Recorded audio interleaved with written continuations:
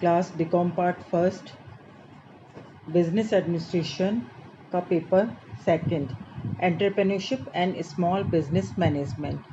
आज हम लोग एंटरप्रेन्योरशिप के सिलेबस के बारे में डिस्कस करेंगे।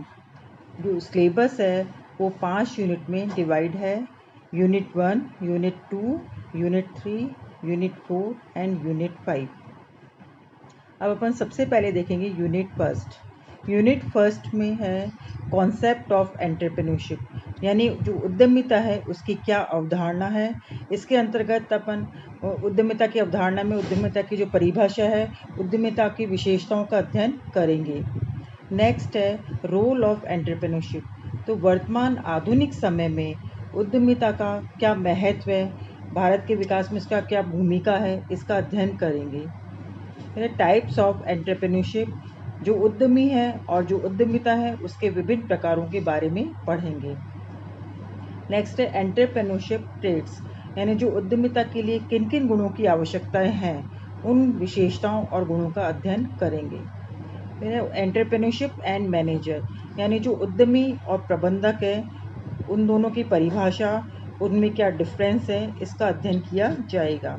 एंड लास्ट इसमें प्रॉब्लम ऑफ एंटरप्रेन्योरशिप, यानी उद्यमिता के विकास में कौन कौन से विभिन्न प्रकार की समस्याओं का सामना करना पड़ता है। अब यूनिट सेकंड, जिसमें है एंटरप्रेन्योरशिप ट्रेनिंग एंड डेवलपमेंट, यानी उद्यमिता प्रशिक्षण और विकास के बारे में पढ़ेंगे। इसके अंतर्गत सबसे पहले हम देखेंगे कि ट्रेनिंग एंड डेवलपमेंट का क्या मीनिंग होता है एंड ट्रेनिंग एंड डेवलपमेंट में क्या क्या डिफरेंस होता है, इसके बारे में पढ़ेंगे। नेक्स्ट जो उद्यमिता विकास है यानी एंटरप्रेन्योरशिप डेवलपमेंट है, उसकी क्या डेफिनेशन है, उसकी क्या विशेषता है, इनका अध्ययन करेंगे।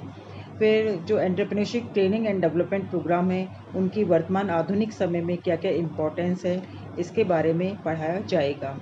नेक्स्ट है गवर्नमेंट एनकरेज टू एंटरप्रेन्योरशिप, यानी जो उद्यमिता विकास कार्यक्रमों में सरकार की क्या भूमिका है, इसका अध्ययन किया जाएगा। यानी सरकार ने उद्यमिता विकास कार्यक्रमों के अंतर्गत सरकार ने क्या क्या प्रयास किए हैं, जैसे केंद्र सरकार के स्तर पर क्या किए गए हैं, राज्य सरकार के स्तर पर क्या किए गए हैं और निजी स्तर पर क्या क्या प्रयास किए गए हैं, इन सब का अध्ययन किया जाएगा।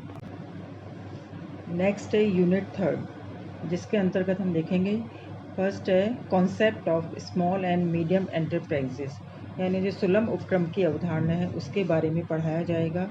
इसमें हम देखेंगे कि सुलभ उपक्रम की जो डेफिनेशन है, जो विशेषताएं हैं, इसके क्या क्या गुण हैं, क्या दोष हैं, इन सब के बारे में पढ़ाया जाएगा। उसके बाद में नेक्स्ट है role of SMEs policies governing small enterprises in India, यानी जो सुलभ उपक्रमों की वर्तमान आधुनिक समय में क्या भूमिका है, उसका अध्ययन किया जाएगा। साथ ही जो लघु उपक्रम है उसके लिए क्या अभिशासक नीति है, यानी सरकार के द्वारा क्या क्या नीतियां बनाई गई है, उसका अध्ययन किया जाएगा।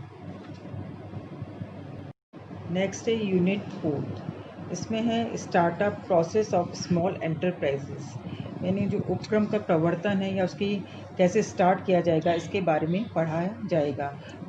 अब इसके अंतर्गत हम देखेंगे कि उपक्रम के प्रवर्तन के कौन कौन से कारण होते हैं, उन विभिन्न कारणों का अध्ययन किया जाएगा।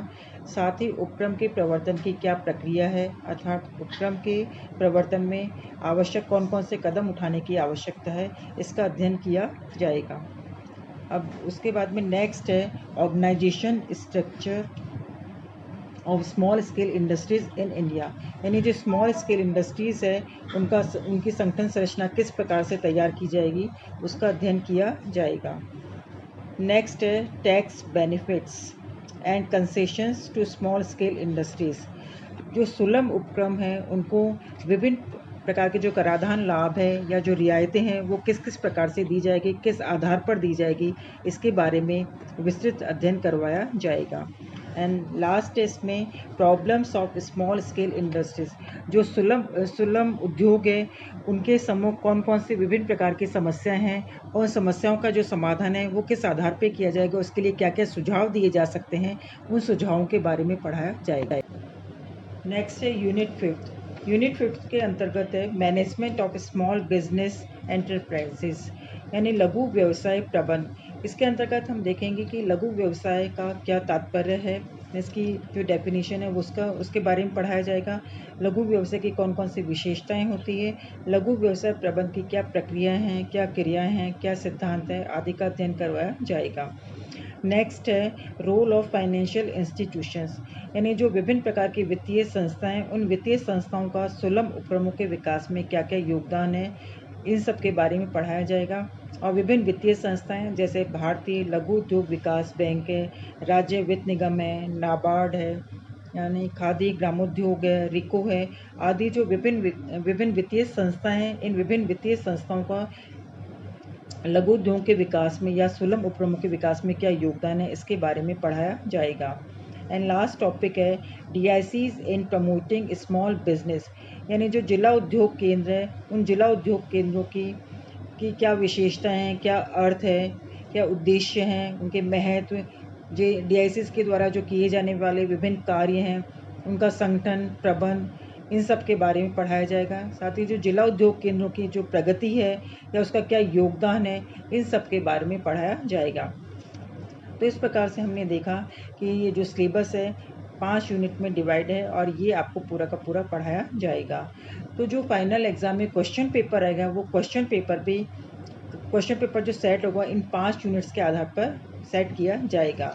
अब हर यूनिट में से आपके 2-2 क्वेश्चन आएंगे, उन 2 क्वेश्चन में आपकी चॉइस रहेगी आइदर और की। तो आपको हर यूनिट में से एक-एक क्वेश्चन करना जरूरी होगा। Is it clear? तो इस प्रकार से आज आपको सिलेबस के बारे में बताया गया।